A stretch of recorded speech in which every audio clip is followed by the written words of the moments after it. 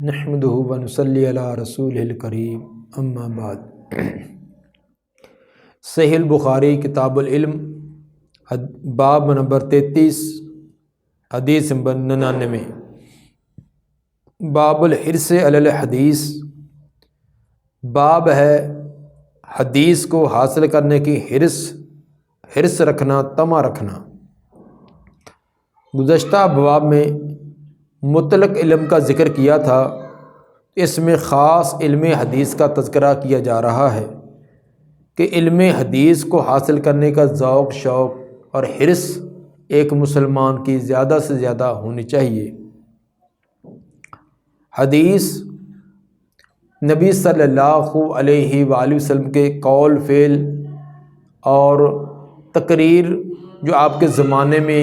آپ کے سامنے کوئی کام کیا گیا اور آپ نے اس سے منع نہیں کیا، ان تمام کو حدیث کہا جاتا ہے۔ حدیث نمبر 99 قال حدثنا عبد العزیز بن عبد اللہ قال حدثنی سلیمان عن عمرو بن ابی عمرو عن سعید بن ابی سعید المقبوری عن ابی ہریرہ انہ قال قیل یا رسول اللہ من اسعد الناس بشفاعتک یوم القیامہ۔ سیدنا ابو ہریرہ رضی اللہ تعالیٰ عنہ سے روایت ہے، فرماتے ہیں کہ میں نے عرض کیا اللہ کے رسول، من اسعد الناس بشفاعتک یوم القیامہ، کون سب سے زیادہ سعادت مند ہوگا قیامت کے دن آپ کی سفارش کے ساتھ؟ آپ کی سفارش کی سعادت سب سے زیادہ کس کو نصیب ہوگی، حاصل ہوگی؟ قال رسول اللہ صلی اللہ علیہ وسلم، تو آپ صلی اللہ علیہ وآلہ وسلم نے فرمایا، لقد ظننت یا ابا ہریرہ ان لا یسألنی عن ھذا الحدیث احد اول منک، تحقیق مجھے بھی یقین تھا اے ابو ہریرہ کہ مجھ سے نہیں سوال کرے گا اس بات کے بارے میں کوئی ایک بھی تو اس سے پہلے۔ اے ابو ہریرہ مجھے بھی یہ یقین تھا کہ اس بات کا سوال سب سے پہلے آپ ہی کریں گے۔ یہ آپ نے کیوں فرمایا؟ لما رأیت من حرصک علی الحدیث، اس وجہ سے جو میں نے آپ کو حریص دیکھا ہے حدیث پر۔ علم حدیث کی آپ بڑی حرص، بڑی طمع اور بڑی کوشش کرنے والے ہیں۔ ہمہ وقت نبی کے ساتھ ساتھ، سائے کی طرح آپ کے ساتھ ساتھ، جب آپ گھر تشریف لے جاتے دروازے پر بیٹھے ہوئے ہیں، جب آپ نکلتے گھر سے نکلنے سے لے کر گھر واپس آنے تک سیدنا ابو ہریرہ رضی اللہ تعالیٰ عنہ ساتھ ساتھ ہی۔ اس قدر ان کو احادیث رسول ان کو حاصل کرنے کا ذوق اور شوق تھا، تو یہ چیز دیکھ کر آپ نے بھی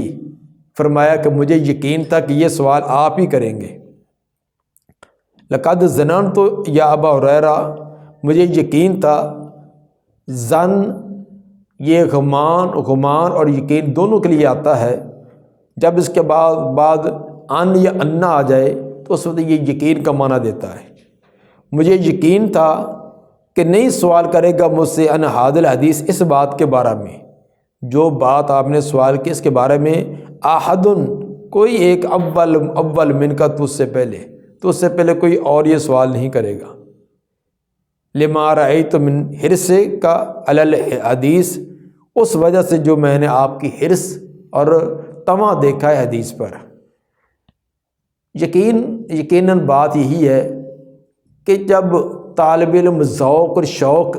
علم کا رکھتا ہے تو استاد کے ہاں بھی، استاد کے دل کے اندر اس کی عزت احترام ہوتا ہے، اس کا وقار ہوتا ہے، استاد اس کے سوال کو توجہ سے سنتا ہے، اور تمام مصروفیات کو ایک طرف کرتے ہوئے ایسے طالب علم کی بات کا جواب دینا اور اس کو مطمئن کرنے کی پوری کوشش کرتا ہے۔ اگر شاگردی ایسا ہے لا ابالی، کوئی اس کو پرواہ نہیں، کوئی توجہ نہیں، کبھی دائیں جھانکا کبھی بائیں جھانکا، کبھی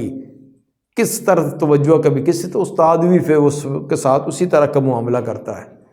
تو علم حاصل کرنا، یہ اس شاگرد جو ہے یہ اصل کے اندر استاد کو علم دینے پر آمادہ کرتا ہے۔ آگے علم حاصل کرنے والے ہوں تو استاد بھی قیمتی باتیں اور قیمتی نکات بیان کرتا ہے، جب آگے تمام لال بجکھڑ بیٹھے ہوں جن کو کوئی علم کی قدر و قیمت نہیں، دھکے کے ساتھ ان کو ڈنڈے کے زور پر بٹھایا ہو یا حاضری کے ڈر کی وجہ سے بیٹھے ہوں، تو ان کا علم کیا آئے گا؟ استاد بھی پھر وقت پاس ہی کرنے کے لیے ایک ٹمپریری سا کام کرتا ہے۔ تو استاد کے دل سے علمی باتیں، علمی نکات نکالنا، یہ طالب علم شاگرد جو سبب بنتے ہیں۔ چنانچہ سیدنا ابو ہریرہ رضی اللہ تعالیٰ عنہ کا یہ واقعہ ہمیں درس دیتا ہے کہ ہمہ وقت استاد کی بات کی طرف توجہ، ان کی بات کو سننا توجہ سے، کہ استاد کو خود اتنا ذوق اور شوق ہو کہ میں زیادہ سے زیادہ قیمتی نکات اپنے شاگردوں کو بتلاؤں۔ بہرحال آپ نے یہ ان کی خوبی بیان کی، تو یہ بھی ثابت ہوا کہ استاد کو اپنے شاگردوں کی حوصلہ افزائی، اس کے اچھے سوال پر حوصلہ افزائی کرنی چاہیے کہ آپ نے بہت اچھا سوال کیا، تاکہ شاگرد کو اور علمی باتیں پوچھنے کی جرأت اور ہمت ہو۔ بعض استاد بھی کچھ تنگ دلی اور بخل سے کام لیتے ہیں کہ شاگرد کے سوال کو اچھی طرح سنا نہیں، یا اس کو ڈانٹ دیا، یا ٹمپریری سا جواب دے کر اس کو بٹھا دیا، خاموش کرا دیا۔ تو یہ استاد کو یہ بخل نہیں کرنا چاہیے، بلکہ بڑی توجہ سے اپنے شاگرد کا سوال سن کر اس کی حوصلہ افزائی کرنی چاہیے، جس طرح کہ نبی صلی اللہ علیہ وآلہ وسلم نے اپنے شاگرد حضرت ابو ہریرہ رضی اللہ تعالیٰ کی حوصلہ افزائی فرمائی۔ فرمایا کہ اسعد الناس، اب ان کے سوال کا جواب دیا کہ اسعد الناس بالشفاعۃ یوم القیامہ، سب سے زیادہ خوش بخت، خوش نصیب میری شفاعت کا، سب سے زیادہ سعادت مند میری سفارش کا قیامت کے دن وہ ہوگا من قال لا الہ الا اللہ، جس نے لا الہ الا اللہ کا اقرار کیا، خالصا من قلبہ، اخلاص کے ساتھ، دل کی گہرائیوں کے ساتھ لا الہ الا اللہ کا اقرار کیا۔ ایک روایت کہتے ہیں من قلبہ کے بجائے من نفس ہی کا لفظ ہے، کہ اپنے نفس سے، اپنے دل سے ایک ہی بات ہے۔ لا الہ الا اللہ سے مراد پورا کلمہ لا الہ الا اللہ محمد رسول اللہ بھی ساتھ ہے، کیونکہ اشارتاً چیز کو بیان کیا جاتا ہے، ورنہ کلمہ مکمل مراد ہے۔ جس طرح کہا جاتا ہے جس نے الحمدللہ رب العالمین پڑھی، جس نے قل هو اللہ احد پڑھا، تو اس کا معنی پوری کی پوری صورت آخر تک ہوتی ہے، نہ کہ وہ ابتدائی 2-4 الفاظ مراد نہیں۔ اسی طرح لا الہ الا اللہ سے مراد آگے محمد رسول اللہ صلی اللہ علیہ وآلہ وسلم، اس کا اقرار بھی لازمی ہے۔ تو ثابت اس سے یہ ہوا کہ سب سے زیادہ خوش بخت، سعادت مند سفارش کا وہ ہوگا جس نے دل کی گہرائی سے، دل کی سچائی سے، پوری توجہ اور انہماک سے اس کے معانی اور مفاہیم کو مد نظر رکھتے ہوئے شہادتین کا اقرار کر لیا، صدق دل سے شہادتین کا اقرار کر لیا، سب سے زیادہ سفارش کا مستحق وہ ہے۔ سفارش آپ کی مختلف انداز کی ہوگی۔ ایک تو سفارش ہوگی گناہ گاروں، ان کی گناہوں کی معافی کی سفارش، کوئی اپنے گناہ کی وجہ سے جو جہنم میں جا گرے ہیں ان کو جہنم سے نکالنے کی سفارش، اور بعض کی درجات کی بلندی کی، ان کو وہ اعمال ان کے اچھے تھے جو اللہ تعالیٰ نے اپنی رحمت ان پر فرمائی، لیکن نبی کی سفارش کی وجہ سے ان کے درجات اور بلند ہو جائیں گے۔ تو کسی کے بارے میں سفارش ان کو جہنم سے نکالنے کی، کسی کی عذاب کے اندر تخفیف کی، کسی کے گناہوں کی معافی کی، کسی کے درجات کی بلندی کی، یہ آپ کی مختلف قسم کی سفارشیں ہوں گی۔ اور ایک شفاعت کبریٰ، حساب کتاب شروع ہونے کی بھی، تو یہ شفاعت کی کتنی قسمیں ہیں، یہ ایک مستقل موضوع ہے جو آئندہ جب اس کی بحث آئے گی تو انشاءاللہ العزیز تفصیل سے وہاں بات ہوگی۔ اب چونکہ اصل موضوع یہ ہے کہ آپ کی سفارش کا سب سے زیادہ سعادت مند اور سعادت والا وہ انسان ہوگا جس نے اخلاص دل سے شہادتین کا اقرار کیا ہوگا، منافق نہیں، جو زبان کی نوک سے تو ایک بار نہیں 20 مرتبہ دہرانے والے، لیکن دل کے اندر نفاق اور کفر ہے، تو جن کا اندر غلیظ ہے، ان کا باطن جب پلید ہے، وہ زبان سے کہیں گے تو ان کو فائدہ نہیں ہے۔ دل کی صفائی و ستھرائی سے، دل کی گہرائی سے اللہ کی نظر دلوں پر ہے کہ کس دل سے، کس ذوق اور شوق سے، کس سوچ اور فکر کے ساتھ یہ شہادتین کا اقرار کرتا ہے۔ باب نمبر 34، کیف یقبض العلم، کیسے قبض کیا جائے گا علم۔ اہل علم کا چلے جانا یہ قیامت کی علامات میں سے ہے، اس لیے ان سے علم حاصل کرنے میں غفلت نہیں برتنی چاہیے، اور اسی طرح علماء کو بھی علم کی اشاعت کے اندر کوئی غفلت نہیں کرنی چاہیے۔ تو آپ سے سوال یہ کیا گیا کہ علم کیسے قبض ہوگا، اس کا جو آپ نے جواب دیا وہ اس میں امام صاحب بتلانا چاہتے ہیں۔ کیف یقبض العلم، علم سے مراد علم دین ہے، کیونکہ علم پر الف لام ہے، جس چیز پر الف لام آئے وہ خاص چیز مراد ہوتی ہے۔ تو دین کا علم یہ کیسے قبض کر لیا جائے گا، کیسے اٹھا لیا جائے گا، اس کا تذکرہ۔ وکاتب عمر بن عبد العزیز الی ابی بکر بن حزم، عمر بن عبد العزیز رحمہ اللہ انہوں نے خط لکھا ابو بکر بن حزم رحمہ اللہ کی طرف، جو اپنے دور کے عظیم محدث تھے۔ ابو بکر بن حزم ان کی طرف خط لکھا، خط کے سلسلے میں تھا کہ انظر ما کان من حدیث رسول اللہ صلی اللہ علیہ وسلم فاکتبہ، ذرا غور و فکر کر جو رسول اللہ صلی اللہ علیہ وسلم کی احادیث مبارکہ ہیں، آپ کی احادیثوں پر ذرا غور و فکر کر، جو بھی آپ سے ثابت احادیث ہے فاکتبہ، ان کو تحریر کر دیں۔ مطلب یہ تھا کہ عمر بن عبد العزیز جو خلیفہ راشد ہیں، 5ویں نمبر پر خلفائے راشدین میں سے ان کا 5واں نمبر بیان کیا جاتا ہے، انہوں نے اپنے دور حکومت کے اندر وقت کے جو سب سے بڑے عظیم محدث تھے ان کو یہ خط لکھا کہ جانچ پڑتال کریں، جو بھی احادیث رسول ان تمام کو تحریر کریں، کیونکہ تحریر کرنے سے علم جو وہ محفوظ ہوتا ہے۔ زبانی بھی علم ہے، لیکن جو تحریر میں آ جائے وہ تو ایسے ہے کہ جیسے شکار کو جال کے اندر بند کر دیا۔ جیسے مشہور محاورہ ہے کہ العلم صید والکتابۃ قید، علم تو ایک شکار کی طرح ہے، اور اس کو تحریر کر لینا یہ شکار کو قید کر لینا، اپنے قبضے میں کر لینا ہے۔ فإن خفت دروس العلم وذهاب العلماء فإني خفت دروس العلم وذهاب العلماء، یہ میں نے آپ کو خط میں اس لیے یہ بات کی ترغیب دلائی ہے، میں ڈرتا ہوں علم کے مٹ جانے سے، علم دین کے مٹ جانے سے، وذهاب العلماء اور علماء کے چلے جانے سے۔ مجھے ڈر ہے کہ جیسے دنیا کی طرف، دنیا داری کی طرف لوگوں کی رغبتیں بڑھتی جاتی ہیں، دنیا کی حرص اور مال کی طرف رغبتیں بڑھتی جاتی ہیں، تو کہیں کہ دین کا علم یہ مٹ نہ جائے۔ اور دین کا علم مٹے گا کیسے؟ علماء کے چلے جانے سے۔ جن کے سینوں میں علم ہے، اگر وہ علماء چلے گئے تو علم بھی ساتھ جائے گا۔ ان علماء سے مجلسیں کریں، مذاکرہ کریں، ان تمام احادیث کو، روایات کو تحریر کر لیں۔ ولا يقبل الا حدیث النبی صلی اللہ علیہ وسلم، یہ ولا يقبل اور بعد اس کو قدر مخاطب کا سیگا بھی ہے، ولا يقبل اور نہ قبول کی جائے مگر نبی صلی اللہ علیہ وسلم کی حدیث۔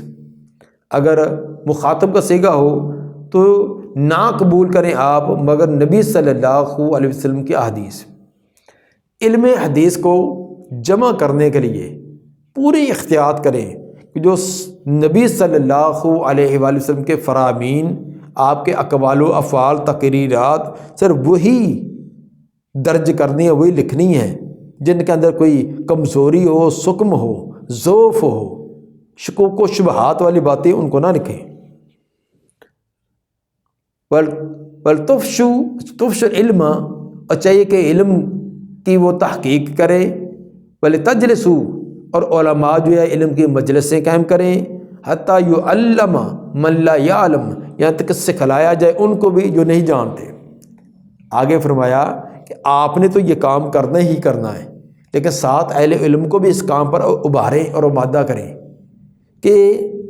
علم کی جانچ پڑتال کریں، تحقیق کریں، ثابت شدہ جو باتیں ہیں نبی کے فرامین ان کو جمع کریں، اور اسی طرح علمی مجالس منعقد کریں تاکہ جو نہیں جانتے، دین کے احکام مسائل نہیں جانتے، وہ بھی جاننے والے بن جائیں۔ فإن العلم لا يهلك إلا حتى يكون سرا، بے شک علم یہ نہیں ختم ہوتا یہاں تک کہ یہ راز میں چلا جائے۔ جب تک علم کو چھپا چھپا کر اپنے خاص ایک دو کو بتلا دیا، کسی کو اور نہیں بتلایا، اس کو آگے ابلاغ کرنے میں بخل اور کنجوسی کی گئی تو علم اس وقت ہلاک ہوگا۔ علم کی بقا کریں کہ اس کو عام کریں، ہر عام و خاص اس کو علم پڑھائیں، بتلائیں۔ تو علم کو اگر چھپا چھپا کر خاص لوگوں کو دیا گیا تو یہ علم اس طرح ضائع ہو جائے گا۔ اس سلسلے میں حدیث نمبر 100 جو امام صاحب لائے ہیں، اس کے اندر حدثنا علاء بن عبد الجبار قال حدثنا عبد العزیز بن مسلم عن عبداللہ ابن دینار بذالک، یعنی حدیث عمر بن عبد العزیز الی قول ذهاب العلماء۔ جو پیچھے والا حضرت عمر بن عبد العزیز رحمہ اللہ کا قول تھا، وہ اب اس کی سند امام بخاری درج کرتے ہیں۔ تو امام بخاری کو اس لفظ تک عمر بن عبد العزیز کی عبارت جو ہے وہ ملی ہے، اس لیے انہوں نے علاء بن عبد الجبار قال حدثنا عبد العزیز بن مسلم عن عبداللہ ابن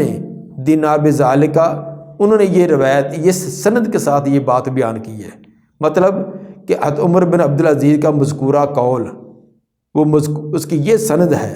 لیکن اس سند کے ساتھ جو آئی ہے وہ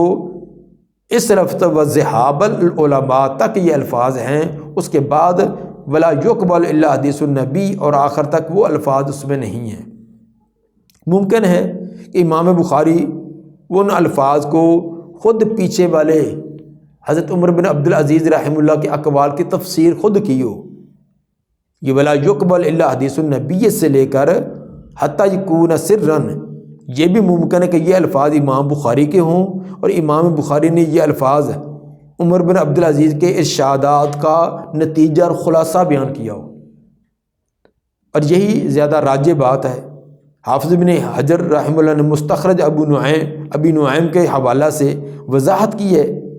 کہ یہ عمر بن عبد العزیز کا قول نہیں ہے، ان کے بعد ذهاب العلماء تک ختم ہوگی۔ اگرچہ بعض لوگ علماء نے یہ بات بھی کہی ہے کہ یہ ذهاب العلماء کے آگے والی بات جو ہے یہ بھی حضرت عمر بن عبد العزیز کی ہے، لیکن وہ دوسری سند سے ہے۔ جو علاء بن عبد الجبار کی سند سے آئی ہے وہ الی قول ذهاب العلماء تک ہے، اور جو آگے والی ہے وہ کسی دوسری سند سے ہے۔ لیکن زیادہ راجح بات یہ ہے کہ یہ آگے والے جو الفاظ ہیں یہ امام بخاری رحمہ اللہ نے خود اپنی طرف سے عمر بن عبد العزیز رحمہ اللہ کی تمام باتوں کا خلاصہ اور ان کا نتیجہ کے طور پر یہ الفاظ بیان کیے ہیں۔ قال حدثنا اسماعیل بن ابی اویس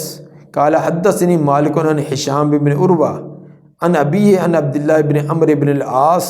قال سمعت رسول اللہ صلی اللہ علیہ وسلم یقول، عبداللہ بن عمرو بن عاص بیان فرماتے ہیں کہ میں نے نبی صلی اللہ علیہ وسلم کو یہ فرماتے ہوئے سنا، ان اللہ لا يقبض العلم انتزاعا ينتزع من العباد، یقیناً اللہ اس علم دین کو نہیں چھینے گا علماء سے، یہ کہ سینوں سے یہ نہیں چھین لے گا۔ یہ دین کا علم اللہ تعالیٰ دلوں سے نہیں اٹھائے گا کہ جس نے احادیثوں ہزاروں لاکھوں حدیثیں یاد کی اللہ تعالیٰ دل سے مٹا دے، یہ نہیں، ایسے نہیں کرے گا۔ بلکہ کیسے اللہ تعالیٰ اٹھائے گا؟ لیکن یقبض العلم، لیکن دین کا علم اللہ اٹھا لے گا، قبض کر لے گا بقبض العلماء، علماء کے اٹھا لینے سے۔ تو یہ لکھی ہوئی کتابیں یہ اللہ تعالیٰ ختم نہیں کرے گا، سینوں کے اندر جو محفوظ علم ہے وہ سینوں سے ان کو ختم نہیں کرے گا، باقی نسیان تھوڑا بہت کچھ نہ کچھ یہ تو ہو ہی جاتا ہے کسی عارضے کی وجہ سے، بڑھاپے کی وجہ سے، لیکن صحت مند آدمی نے علم یاد کیا، محنت کوشش، تو اللہ تعالیٰ وہ تمام ختم کر دے، اللہ ایسے نہیں کرے گا۔ پھر علم ختم کیسے ہوگا؟ علماء اٹھتے جائیں گے، علماء دنیا سے جائیں گے، اور آگے کچھ اور علماء تیار نہ ہوں گے، تو جس کے سینے کے اندر علم ہے جب وہ فوت ہوا تو تمام کے تمام علم اس کی قبر میں گیا، پیچھے والے محروم ہو گئے۔ حتی اذا لم یبق عالم، یہاں تک جب عالم باقی نہ رہیں گے، اتخذ الناس رؤوسا جہالا، تو لوگ اپنے سردار جہلوں کو بنا لیں گے، اپنے قائد، اپنی قیادت و سیادت کرنے والے، اپنے رہنما جو جاہل لوگوں کو بنا لیں گے۔ کتنے جاہل ہوں گے؟ فَسُئِلُوا فَأَفْتَوْا بِغَيْرِ علم، ان سے سوال کیا جائے گا، وہ بغیر علم کے فتویٰ دیں گے۔ فَضَلُّوا وَأَضَلُّوا، خود بھی گمراہ ہوں گے اور دوسری قوم کو بھی گمراہ کریں گے۔ علم کے اٹھائے جانے کی کیفیت آپ نے بتلائی کہ علم جب علماء کے اٹھ جانے سے ختم ہوگا۔ اس کے اندر ایک تو عوام کو بھی ترغیب ہے کہ وہ کہیں علم کے، دین کے علم کے اٹھنے کا سبب نہ بنے، بلکہ وہ اس کو حاصل کرے، اور علماء کو بھی اس کے اندر ترغیب ہے کہ علم کو اپنے پاس ہی محفوظ نہ رکھیں، وہ اپنی جانشین قائم کریں، مقرر کریں، اپنے شاگرد، اپنی اولادوں کو، اپنے علمی حلقے کو وسیع سے وسیع کریں، تاکہ یہ علم زیادہ سے زیادہ پھیلے، اور ان کے چلے جانے کے بعد اس طرح کے 20 شاگرد اس کے اسی طرح علم کو پھیلانے والے آگے تیار ہوں۔ قال فربری حدثنا عباس، فربری سے مراد محمد بن یوسف فربری ہیں، جو امام بخاری کے خاص شاگرد ہیں، جنہوں نے یہ تمام کے تمام صحیح البخاری کتاب کو مرتب اور مدون کیا، تحریر کیا، وہ امام بخاری کے یہ شاگرد محمد بن یوسف فربری۔ وہ کہتے ہیں حدثنا عباس قال حدثنا قتیبہ حدثنا جریر عن ہشام نحوہ، یہ روایت جیسے پیچھے وہ امام مالک ہشام بن عروہ سے بیان کرتے ہیں، اسی طرح یہ عباس نے قتیبہ سے، اور قتیبہ نے جریر عن ہشام بھی یہ بیان کی ہے۔ عباس سے مراد کون ہیں؟ اس کا صحیح اور راجح بات یہ ہے کہ عباس بن عبدالعزیز عنبری مراد ہیں۔ عباس بن عبدالعزیز عباس بن عبدالعظیم ہیں، عباس بن عبدالعظیم عنبری، ان سے مراد جو اصحاب ستہ کے، صحاح ستہ کے جو شیخ ہیں، امام بخاری، امام مسلم، امام ترمذی، ابو داؤد، امام نسائی، ان تمام کے یہ شیخ ہیں عباس بن عبدالعظیم عنبری، یہ عباس مراد وہ ہیں۔ امام بخاری ان سے ایک معلق روایت بھی لائے ہیں، جو کہ حدیث نمبر 6412 ہے، وہ امام بخاری ان سے ایک معلق روایت بھی لائی ہے۔ بعض لوگوں نے، علامہ فربری نے جس عباس سے بیان کی ہے، اس سے عباس بن فضل حروی مراد لیا ہے، حالانکہ عباس بن فضل حروی مراد لینا یہ بہت بعید ہے، کیونکہ عباس مذکور جو ہیں، یہ مذکورہ عباس جو ہیں، یہ پہلے عباس بن عبدالعظیم عنبری سے یہ 40 سال چھوٹے ہیں، 40 سال ان سے چھوٹے ہیں، اور عباس حروی کی ولادت جو ہے جو قتیبہ کی وفات سے 33 سال بعد ہوئی ہے۔ اب عباس جب وہ قتیبہ سے بیان کرتے ہیں، حالانکہ عباس حروی جو ہے وہ امام قتیبہ کی وفات سے 33 سال بعد پیدا ہوئے ہیں، تو جب 33 سال بعد پیدا ہوئے وہ سے روایت کیسے لے سکتے ہیں؟ تو ثابت ہوا جس امام علامہ فربری نے جس عباس کا نام لیا ہے، یہ عباس بن عبدالعظیم عنبری ہیں، نہ کہ عباس بن فضل حروی۔ عباس بن فضل حروی یہ نہیں ہو سکتے۔ ثابت سے امام بخاری رحمہ اللہ یہ کرنا چاہتے ہیں کہ علم حدیث کو حاصل کریں، اگر اس کے اندر غفلت کی تو یہ علم ایسا ختم ہو جائے گا۔ ختم ہونے کے کئی ایک انداز ہیں، ان میں سے ایک بڑا انداز، بڑا طریقہ وہ علماء کا اٹھ جانا ہے۔ جب علماء اٹھ جائیں گے تو لوگ پیچھے جاہل باقی رہ جائیں گے، اور وہ جاہل بھی ایسے ہوں گے جن کو ناظرہ قرآن نہیں آتا ہوگا لیکن بڑے بڑے مفتی اعظم بنے ہوں گے اور بڑے بڑے شیخ الاسلام ہونے کے دعوے کریں گے، خود بھی گمراہ ہوں گے، لوگوں کو بھی گمراہ کریں گے۔